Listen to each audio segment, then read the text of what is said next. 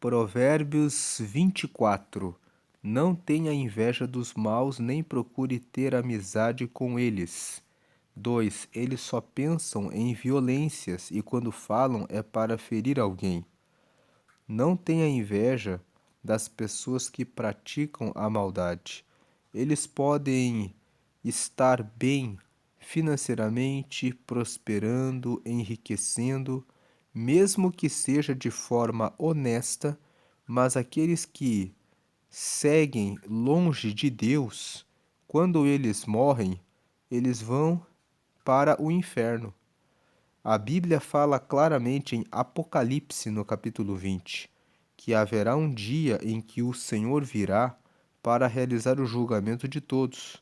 E a Bíblia fala que aqueles que não tiverem o nome escrito no livro da vida não alcançarão o reino dos céus, mas serão julgados de acordo com as suas obras.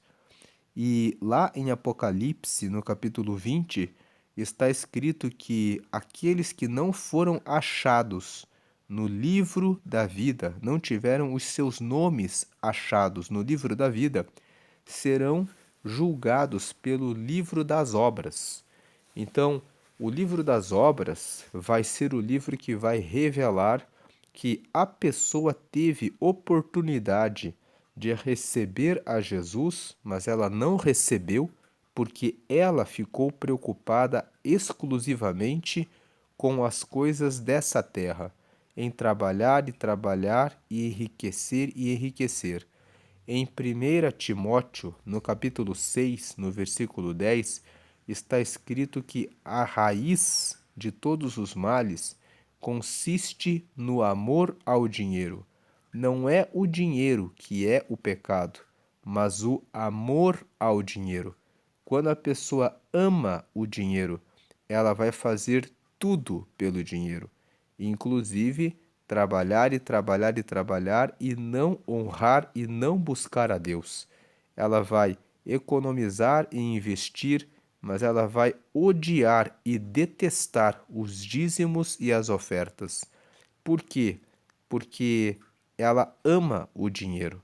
E com o amor ao dinheiro, a pessoa não consegue colaborar com os dízimos e as ofertas e trazer o crescimento do reino de Deus na terra.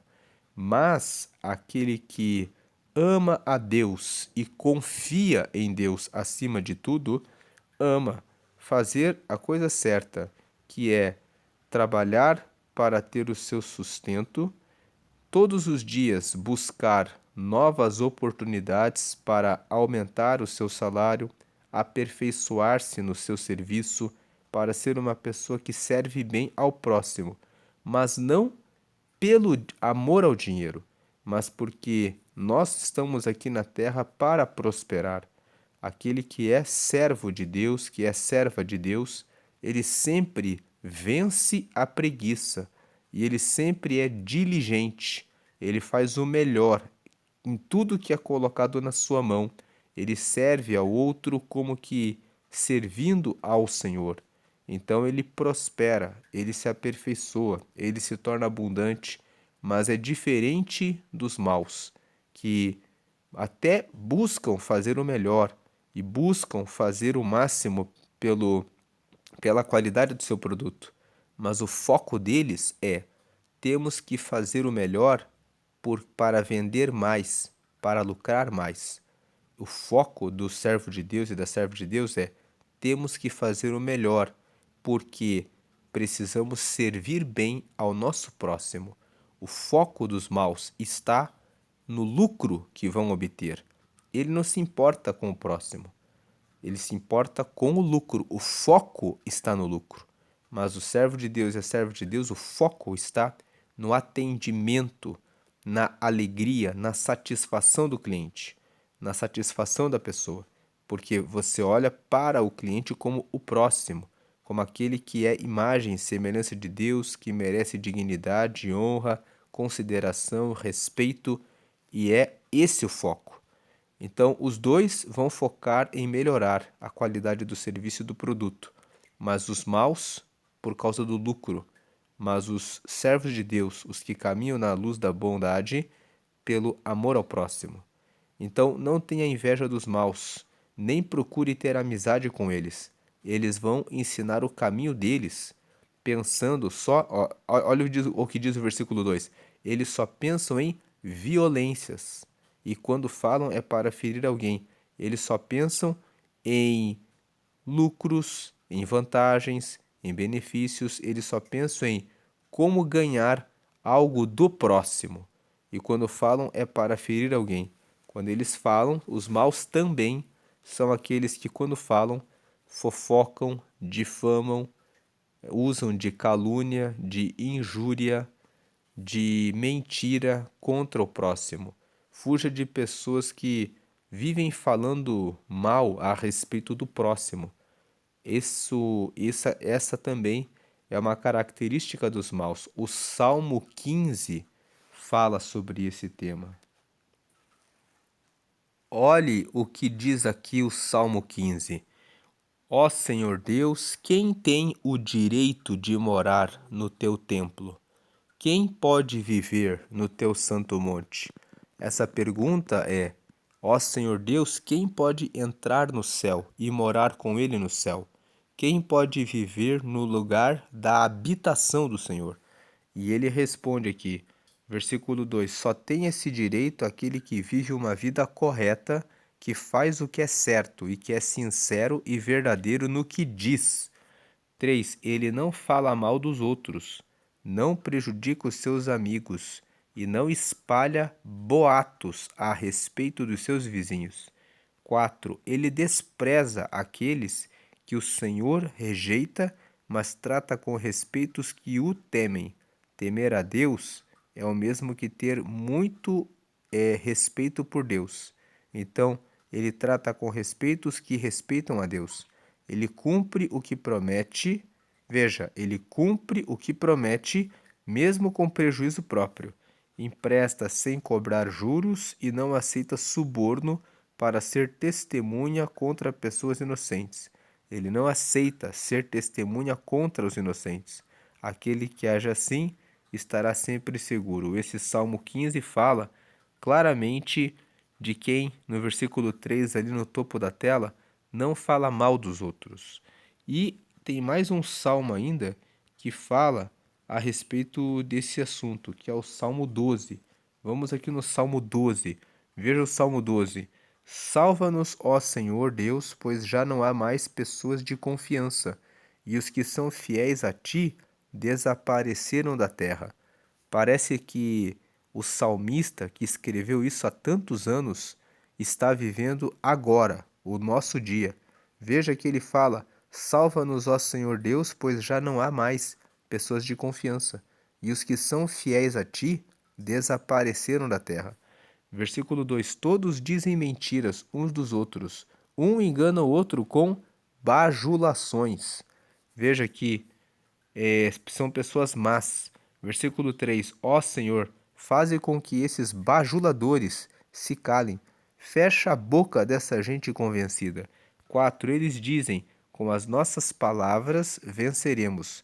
Ninguém vai tapar a nossa boca. Quem é que manda em nós? Veja que ele fala aqui de pessoas soberbas, são os maus, os que dizem: eu falo o que eu quiser, eu falo para enganar o próximo, eu falo com palavra de bajulação, mas o meu coração está preocupado com a minha riqueza, com a minha prosperidade, eu sou um enganador. Esses são os maus, eles são assim. Versículo 5: mas o Senhor Deus diz: agora eu vou agir, porque os necessitados estão sendo oprimidos e os perseguidos gemem de dor. Eu lhes darei a segurança que tanto esperam.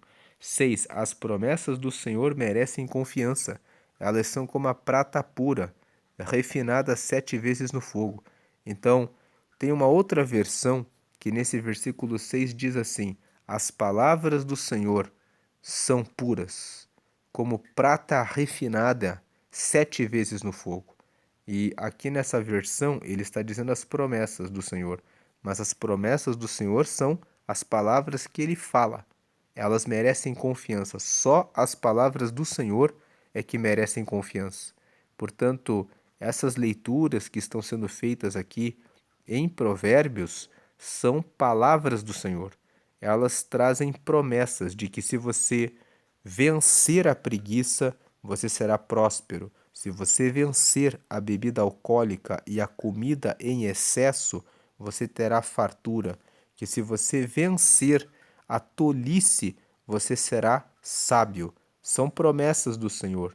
Elas merecem confiança de que se você não for fiador de ninguém, você nunca vai cair em dissabor, desgosto de perder o seu recurso financeiro e a amizade daquela pessoa para quem você emprestou dinheiro ou foi fiador. Diga sempre não. A palavra de Provérbios ensina a fazer isso, a dizer não em relação a esses pedidos de empréstimo de dinheiro e de fiança. Então, as palavras do Senhor, as promessas do Senhor, elas merecem confiança. Elas são como a prata pura, refinada 7 vezes no fogo. Refinado 7 vezes significa com certeza purificado no fogo, porque o número 7 na Bíblia significa algo completo, significa com certeza. Refinada 7 vezes no fogo significa que é uma palavra verdadeira. E, ó Senhor Deus, versículo 7, guarda-nos sempre bem protegidos e livra-nos dos maus. 8, pois eles andam por toda parte, e todas as pessoas dão valor àquilo que é mal. Veja o versículo 8, as pessoas dão valor ao que é mal. As pessoas dão valor, muitas vezes ficando com inveja dos maus. Mas não fique com inveja dos maus. Quero fazer a você um convite com base no Salmo 12, no versículo 6, que fala que as promessas do Senhor merecem confiança, elas são como a prata pura, refinada 7 vezes no fogo. A palavra do Senhor é verdadeira.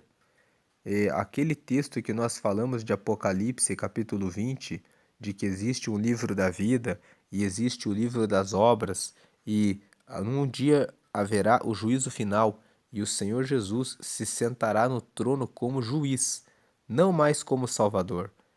Hoje ele está sentado à direita de Deus como nosso Salvador, mas no dia do juízo final, você pode ler isso em Apocalipse capítulo 20, ele se sentará, abrirá o livro da vida, e os que estiverem com o nome ali serão salvos.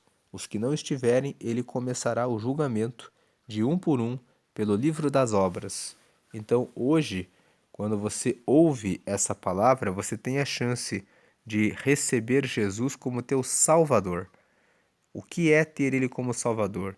Significa que os seus pecados vão ser perdoados e você vai ser filho de Deus, amigo de Deus, porque você aceitou a Jesus. O seu nome vai estar no livro da vida e você vai receber o Espírito Santo que vai orientar você para seguir no caminho dele.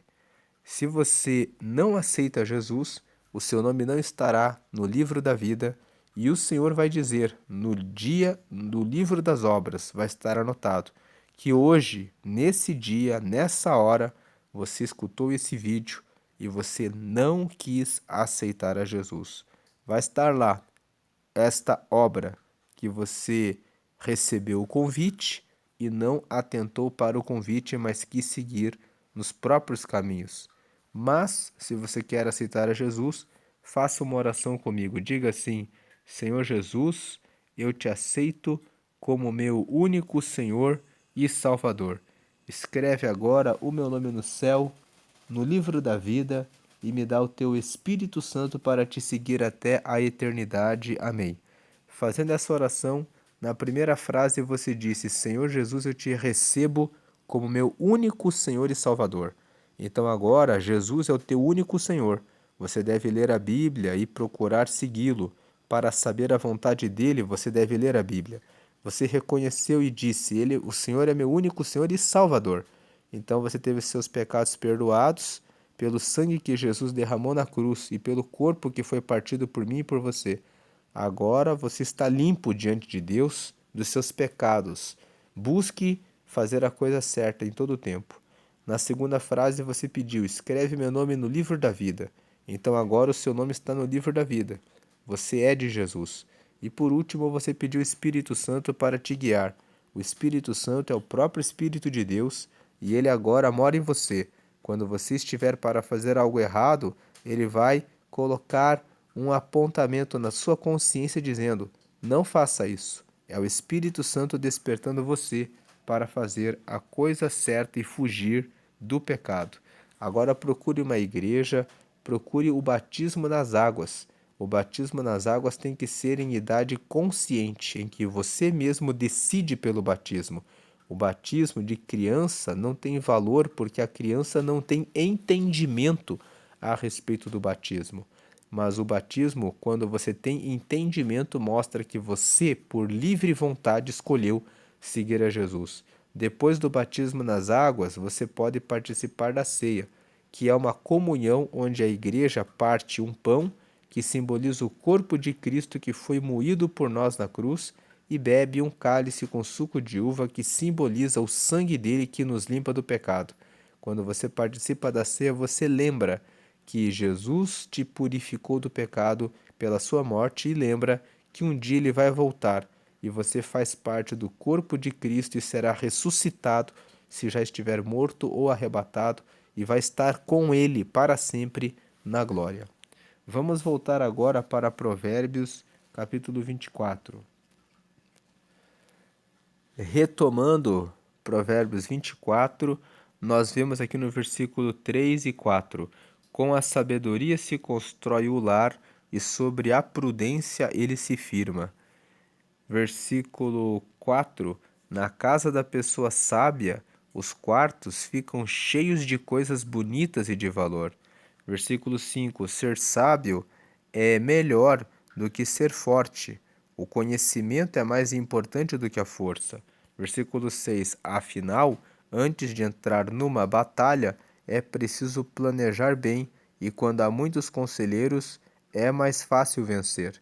Então nós vemos aqui no versículo 3 que com a sabedoria é que você constrói o lar. Com dinheiro você pode construir uma mansão, você pode colocar coisas bonitas lá dentro, mas você não constrói um lar. Um lar fala a respeito de uma família que tem harmonia, em que as pessoas se amam, em que as pessoas buscam a Deus. Um lar fala a respeito de pessoas felizes, de pessoas plenas do Espírito Santo. Então, com a sabedoria é que você constrói o lar. Por quê? Porque lá em Provérbios, no capítulo 1, no versículo 7, está escrito que o princípio da sabedoria é o temor a Deus. E os loucos desprezam o temor ao Senhor. E o temor ao Senhor é o absoluto respeito a Deus em primeiro lugar. Quando você tem a sabedoria vertical, nós já falamos na leitura dos capítulos anteriores que existem dois tipos de sabedoria: a sabedoria vertical, que é a de baixo para cima e de cima para baixo. Nós aqui embaixo oramos e pedimos tudo a Deus, e Deus que está lá em cima olha que nós estamos pedindo tudo para Ele e Ele nos instrui, ilumina e mostra o caminho certo. Essa é a sabedoria vertical. Devemos honrar a Deus e ter sabedoria vertical, olhar para cima, colocar os nossos planos todos em Deus. Já lemos sobre planos em Provérbios 16, que fala que quando colocamos os nossos planos diante de Deus, recebemos as iluminações dos nossos pensamentos. E também tem a sabedoria horizontal, a sabedoria que aprendemos com o nosso próximo aqui na Terra por meio de treinamentos. Então, uma pessoa que tem a sabedoria, ela busca a Deus acima de tudo, com o temor ao Senhor, com extremo respeito a Deus, e ela busca treinamento na terra sobre casamento, sobre educação de filhos, sobre a sua própria profissão, sobre como se alimentar melhor, sobre quais exercícios físicos praticar, sobre como cuidar do seu carro, como cuidar das suas finanças, como cuidar das suas emoções, como cuidar da idade mais avançada, tem cursos de terceira idade para a pessoa estudar e saber quais são os desafios que a fase da melhor idade apresenta. Então, com a sabedoria se constrói o lar, e sobre a prudência ele se firma. Sobre a prudência é você praticar a sabedoria. O prudente é aquele que usa o pensamento, a inteligência que ele adquiriu com os cursos, os treinamentos, os estudos da sabedoria para colocar em prática. Então é sobre a prudência que o lar se firma, sobre a prática da sabedoria que um lar se firma.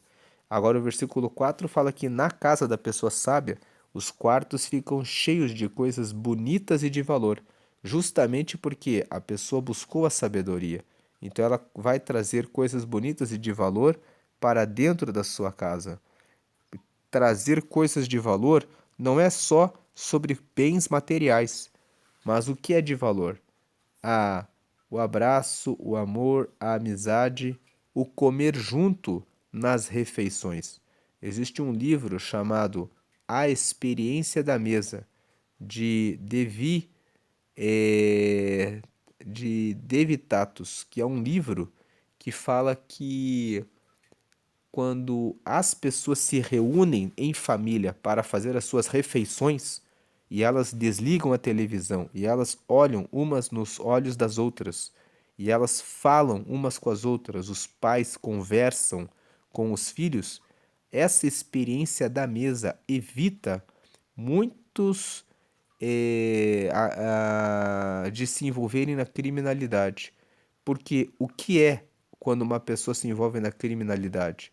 Ela se sente parte do grupo dos criminosos. Os criminosos, eles convidam as suas vítimas como se fossem uma família. Eles dizem: você vai ser o nosso amigo, o nosso comparsa. Quando você coloca a reunião da mesa, do almoço, do jantar, do café da tarde, os seus filhos, eles se sentem parte, eu tenho uma família. E esse sentimento de pertencimento na família gera uma resposta, uma emoção de que eu não posso me envolver com o crime, eu faço parte de uma família que honra a Deus. Então, é muito importante você colocar coisas de valor na casa, mas coisas de valor não são só coisas, mas são também valores que são importantes, como o da mesa. Então, coloque na sua casa uma regra de que na hora das refeições todos vão largar o telefone celular, vão largar a televisão. Tem pessoas que fazem suas refeições assistindo televisão. Isso é ruim, porque você tira a atenção de uns nos outros dentro da própria família. Ser sábio é melhor do que ser forte. O conhecimento é mais importante do que a força, porque quando você tem a sabedoria e quando você tem conhecimento, você consegue vencer a força. Afinal, antes de entrar numa batalha, é preciso planejar bem, e quando há muitos conselheiros é mais fácil vencer. Versículo 7. Os provérbios dos sábios são profundos demais para serem entendidos pelos tolos. Uma pessoa tola é uma pessoa que não teme ao Senhor, que não coloca a Deus em primeiro lugar. Então ela não lê a palavra. Ela ignora. Os tolos dizem: a Bíblia é um livro que foi montado. A Bíblia é um livro que foi inventado pelos outros homens do passado. Mas se a Bíblia verdadeiramente fosse uma construção do passado, por que ela se mantém fiel tantos anos e por que tantas pessoas bem-sucedidas que seguem a Bíblia dizem: nós aprendemos o que sabemos na Bíblia? A Bíblia ensina o amor a Deus, ensina o amor ao próximo, ensina vencer a preguiça e fazer o melhor de si, ensina a buscar o aperfeiçoamento, a honrar a Deus em tudo aquilo que nós fazemos e honrar o próximo, ensina a fugir do adultério, da mentira, da prostituição, da fornicação, da corrupção, do suborno, ensina a ser fiel ao marido, à esposa, a educar os filhos no caminho do Senhor, para que eles sejam sábios quando eles crescerem. Ensina que as pessoas não devem ser fiadoras e dar empréstimo de dinheiro, porque senão elas perdem os seus recursos. Ensina a não ser uma falsa testemunha, mas a sempre falar a verdade, a seguir na correção, na honestidade, na justiça. Então, todos esses conselhos, os provérbios dos sábios, são profundos demais para serem entendidos pelos tolos. Também ensina como nós lemos nesse capítulo de hoje, no versículo 1, a não carregar inveja daqueles que praticam a maldade, que só trabalham e trabalham e trabalham porque amam o dinheiro e esquecem de valorizar as pessoas, o lar, a sua própria família. Muitas vezes a pessoa tem dinheiro, tem uma mesa excelente, mora numa mansão, mas cada um faz a sua refeição no seu celular e as pessoas não têm um lar, uma família, mas têm apenas um conjunto de pessoas numa casa bonita. Então, os provérbios dos sábios são profundos demais para serem entendidos pelos tolos. O tolo vai dizer assim: para que eu vou dar o máximo de mim pelo próximo? Para que eu vou me preocupar em trabalhar tanto se eu posso ficar descansando e aplicando o menor esforço nessa terra? Então, o tolo, ele não entende o provérbio dos sábios, ele não entende a sabedoria. Quando são discutidos assuntos importantes, os tolos não têm nada para dizer. Eles simplesmente não se importam.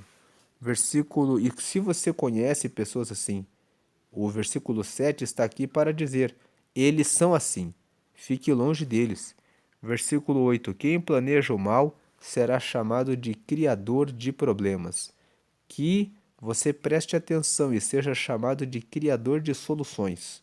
Que você seja a pessoa que, quando vê alguém sofrendo, traz uma solução, em nome de Jesus. Versículo 9: os planos dos que não têm juízo são pecados. Todos odeiam quem vive zombando dos outros. Então, quem não tem juízo, não busca a Deus em primeiro lugar. Quando ele cria um plano, o plano dele dá errado. A palavra pecado significa errar o alvo, errar o objetivo. Nós lemos em Provérbios 19, no versículo 2, que aquele que se apressa, ele acaba errando, acaba pecando, acaba não conseguindo acertar no alvo, no objetivo. E aí o versículo 3 de Provérbios 19 fala: e ele se levantará, ele ficará irado contra Deus. Qual a culpa de Deus se você fez um plano sem juízo? Deus está disponível e sempre pronto para que você ore e peça conselho para Ele.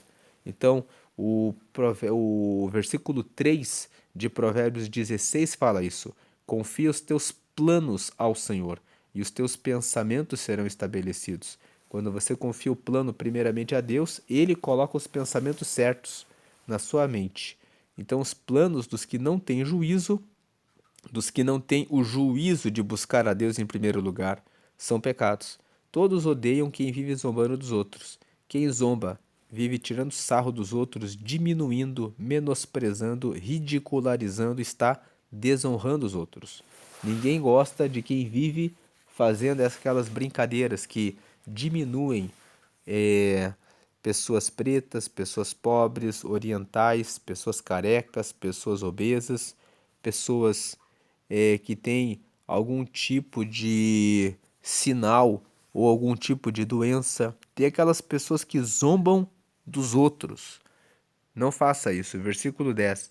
Quem é fraco numa crise é realmente fraco. Tem um outro texto na Bíblia que fala assim: se você se mostrar frouxo ou se você se mostrar fraco no dia da batalha, a sua força será muito pequena. E aqui nessa versão que nós lemos está: quem é fraco numa crise é realmente fraco. O versículo nos ensina que na hora das crises, na hora das batalhas, você precisa redobrar a sua força. Porque se você for fraco diante da crise, você ficará com uma força muito pequena. É quando você se coloca com toda a força diante da crise que você cresce. A crise pode ser muito grande para você, mas quando você tem aquela disposição de eu vou lutar e vou vencer, você cresce. Mas quando você olha para o problema e fala: nossa, o problema é muito grande, aí você realmente fica fraco. Diante da crise, diante da batalha, não se intimide. Olhe para o alto. Leia o Salmo 121. Eu elevo os meus olhos para cima, para os montes. De onde me virá o socorro? Meu socorro vem do Senhor. Então, na crise, confie no Senhor e diga a Deus qual o próximo passo que eu vou dar. Quando você faz isso, quando Deus vai te dar estratégia e sabedoria, você vai vencer a crise, a batalha e depois vai olhar para trás e dizer: o Senhor me deu vitória. O Senhor me ajudou. Você foi forte porque você confiou no Senhor. E depois que você passa pela crise, tudo que Deus ensina durante a crise fica em você. E você passa do outro lado mais forte para dar testemunho e ajudar outras pessoas. Versículo 11: procure salvar quem está sendo arrastado para a morte. 12. Você pode dizer que o problema não é seu, mas Deus conhece o seu coração e sabe os seus motivos. Ele pagará de acordo com o que cada um fizer. Veja, se você está vendo que alguém está indo para um lugar ruim, para o buraco, e você pode ajudar a pessoa, e você fala: o problema não é meu. Deus viu que você sabia e podia ajudar a pessoa e não fez porque você não deu importância. Você simplesmente disse: o problema é dele. Deus pagará de acordo com o que cada um fizer. O segundo mandamento é: ama o teu próximo como a você mesmo. Existia na lei, lá no Antigo Testamento, a Bíblia tem um versículo que fala que se o animal do seu inimigo estiver em perigo, você deverá salvá-lo, porque era uma lei que eles deveriam obedecer. Então pense, se eles tinham que ajudar o animal do inimigo para que o animal não sofresse, mesmo sendo do inimigo da pessoa, imagine o que Deus, como Deus não vai cobrar, sabendo que você pode fazer o bem para alguém que nem é seu inimigo e você simplesmente não faz por causa do egoísmo, porque você fala: ih, vai dar trabalho, eu não quero saber. O problema não é meu, cada um que fique com seus problemas. Esse pensamento é um pensamento que gera divisão, é um pensamento que gera separação, é um pensamento que faz com que muitas pessoas sejam prejudicadas, porque as outras pessoas que podem ajudar não se veem como irmãos, como uma família. E a humanidade, todos, devem amar uns aos outros. Versículo 13: meu filho, coma mel, pois o mel faz bem, assim como o favo de mel é doce na sua língua. 14: assim também a sabedoria é boa para a sua alma. Se você a conseguir, terá um bom futuro e não perderá a esperança. Aqui nos versículos 13 e 14, ele faz uma comparação do mel com a sabedoria, que o mel é muito bom, o favo de mel é doce, e assim também, quando você tem sabedoria, a sabedoria é boa para a sua alma, e se você consegue sabedoria, você com certeza garante um bom futuro e não perde a esperança. Sempre você vai ter confiança. 15. Você, homem perverso, não fique espiando a casa do homem honesto para assaltá-la. 16. A pessoa honesta pode cair muitas vezes, que sempre se levanta de novo, mas a desgraça acaba com os maus.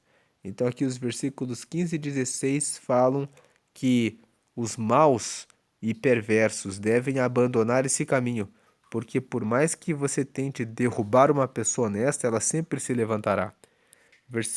E se levantará por quê? Porque o Senhor honra a pessoa honesta. Vem do Senhor esse levantar-se todas as vezes que cai. E o Senhor é todo-poderoso. Versículo 17. Não fique contente quando seu inimigo cair na desgraça. 18. O Senhor Deus vai saber que você ficou contente com isso e não vai gostar, e ele poderá parar de castigar esse inimigo. Deus não ensinou-nos a orar e abençoar os nossos inimigos. Quando você ora para que Deus abençoe o seu inimigo, Deus escuta a sua oração para trazer a salvação do inimigo e se agrada de você, entendendo que você cresceu na fé e que você conseguiu entender o amor ao próximo e o perdão em relação aos seus inimigos. Versículo 19. E ter perdão pelo próximo é muito importante, porque uma das causas de depressão é a falta de perdão. A pessoa fica carregando mágoa de quem a feriu. E isso acaba prejudicando a própria pessoa. Então, se você tem alguma questão com relação a alguém, perdoe essa pessoa. Se você está com uma dificuldade de perdoar, peça a Deus que lhe ajude. Diga: Senhor, eu estou com dificuldade de perdoar essa pessoa, me ajuda. Ele te ajudará. 19. Não se revolte por causa dos maus, nem tenha inveja deles. Porque, versículo 20, os pecadores não têm futuro. Eles são como uma luz que está se apagando. Nós vimos que o versículo 1 fala: não tenha inveja dos maus. E aqui no 19, ele repete a mesma ideia: não se revolte por causa dos maus, nem tenha inveja deles, porque os pecadores não têm futuro. Eles são como uma luz que está se apagando. Eles podem brilhar com riquezas dessa terra, mas não há parte no céu para aqueles que são maus, aqueles que não honram a Deus, aqueles que não fazem a, a, a sua fé em Jesus, não fazem confissão da sua fé em Jesus. Então não se revolte por causa dos maus, nem tenha inveja deles, porque os pecadores não têm futuro. Eles são como uma luz que está se apagando. Se você tiver inveja e quiser andar com os pecadores, eles vão ensinar você a trabalhar e a lutar pelo dinheiro e pelas coisas dessa terra, e você vai perder a sua salvação.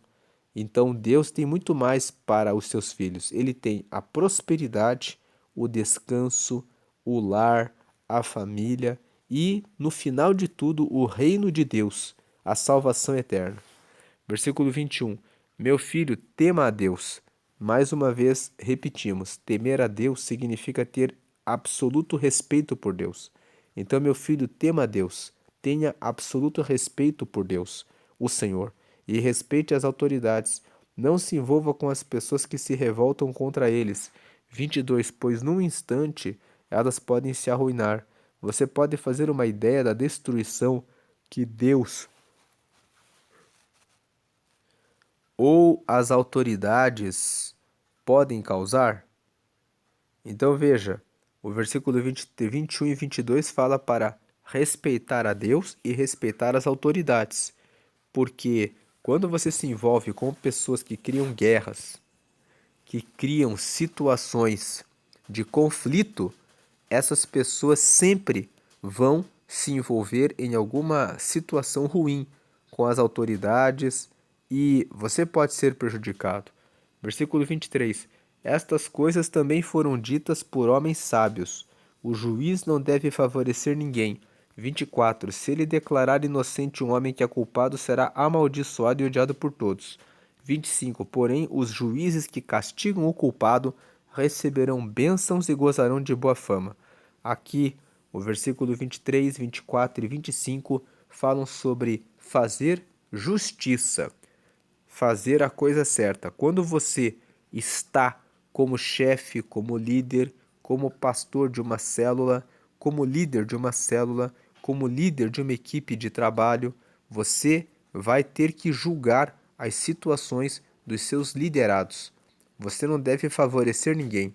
Tem muita gente que favorece aquele que é o bajulador.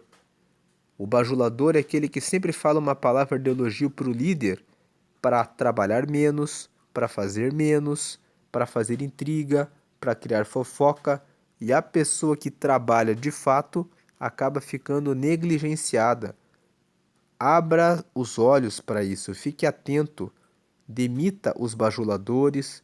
Você não precisa de alguém para ficar te bajulando, para ficar te elogiando, dizendo que você é bom, que você é boa, que você é excelente, para você permanecer nesse posto de liderança. Você está no posto de juiz, de líder, justamente para realizar o julgamento correto e valorizar aquele que faz a sua parte, que não fica bajulando e elogiando você, mas que está ali fazendo a parte dele. Se você é uma pessoa movida à bajulação e a elogio, tem alguma coisa errada com você. O único que é digno de louvor, honra e glória é Deus e o Senhor Jesus, o Espírito Santo. Nós estamos aqui para fazer a coisa certa. Então, seja um juiz, um líder, uma pessoa justa. na divisão das tarefas, na realização da valorização das pessoas. Seja justo. Versículo 26. A resposta sincera é sinal de uma amizade verdadeira. Tem pessoas que odeiam quando alguém lhe fala a verdade. Quando a pessoa fala a verdade para você, significa que ela realmente é sua amiga, é seu amigo. Versículo 27. Não construa sua casa, nem forme o seu lar, até que as suas plantações estejam prontas e você esteja certo de que pode ganhar a vida.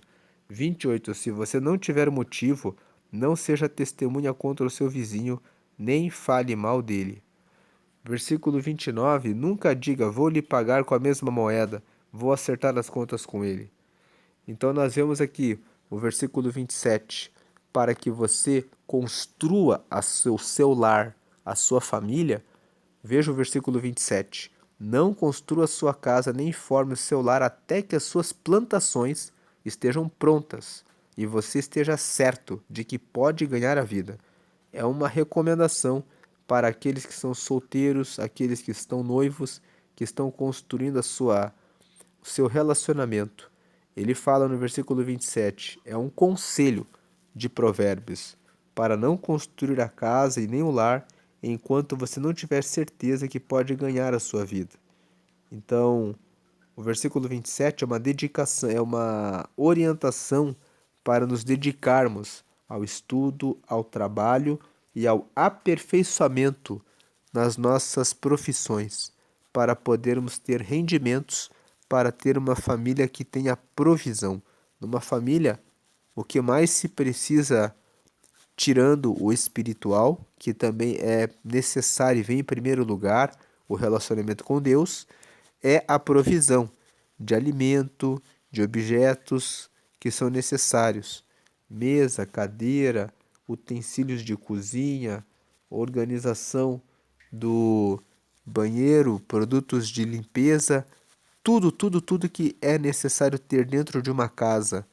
A pintura, os acabamentos, os equipamentos, de os eletrodomésticos, tudo. São coisas que dependem de condições econômicas. 28. Se você não tiver motivo, não seja testemunha contra o seu vizinho nem fale mal dele.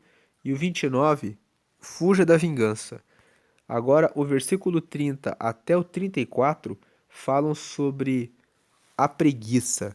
Veja o que o texto de Provérbios 24 fala sobre a preguiça. Versículo 30. Eu andei pelos campos e plantações de uva de um homem tolo e preguiçoso. 31. Tudo estava cheio de espinhos e coberto de mato, e o muro das pedras havia caído. 32. Olhei para aquilo, pensei bem e aprendi a seguinte lição. 33. Durma um pouco mais, cruze os braços e descanse mais um pouco. 34.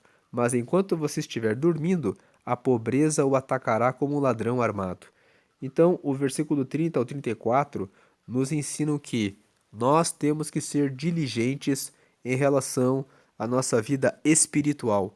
O texto fala de cuidar de uma fazenda, de cuidar da sua plantação, do muro do seu terreno, mas, na verdade, é uma recomendação a cuidar da sua plantação, quais são os frutos espirituais que você tem produzido. Lá em Gálatas, no capítulo 5, você lê nos versículos 22, 23, 24 ali, sobre os frutos do Espírito, que são o amor, a bondade, a paciência, a compaixão, a mansidão, a humildade, a benignidade, a misericórdia. Então, esses são os frutos de uma plantação na vida espiritual. Se você não ora, não jejua, não lê a Bíblia de maneira regular, de maneira constante, não participa dos cultos, não faz amizade com as pessoas da igreja para você poder praticar esporte com elas, para você estudar com elas, para você orar com elas, para você ter um tempo de amigos que seguem a Deus, você vai ser influenciado pelos amigos, pelos vizinhos, pelas pessoas que não seguem a Ele. ter preguiça de estabelecer relacionamentos com pessoas é uma coisa que pode levar à ruína. Nós falamos sobre isso quando lemos Provérbios 18. Provérbios 18 fala que aquele que só pensa em andar sozinho é egoísta.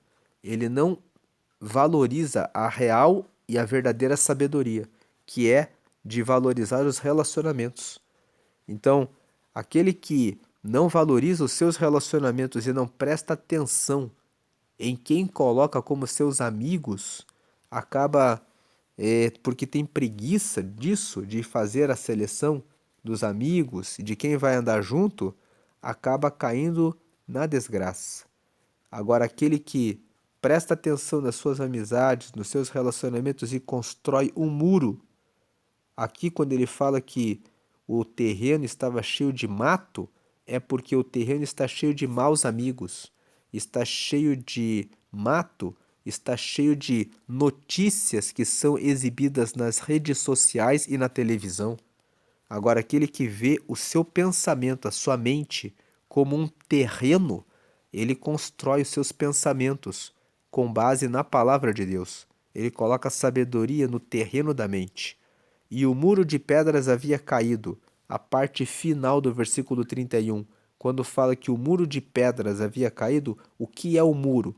O muro é o conhecimento a respeito das coisas de Deus. Eu tenho que construir esse muro, tijolo por tijolo, orando e lendo a Bíblia todos os dias. Eu preciso construir o tijolo da minha educação financeira. Cada treinamento, cada aula a respeito de aplicação financeira, como administrar o cartão de crédito, como usar os recursos financeiros, em que condições fazer um financiamento, quando não fazer. Cada um desses conhecimentos é um tijolo na minha educação financeira. Então, você precisa olhar para tudo, para a sua vida financeira, para a sua vida espiritual em primeiro lugar. Depois, os cursos, os treinamentos em como tratar o cônjuge, como cuidar dos filhos, como ter uma casa próspera e como cuidar dos veículos, como cuidar dos equipamentos. Todas essas coisas que são sabedoria são trabalho na plantação da construção do seu lar.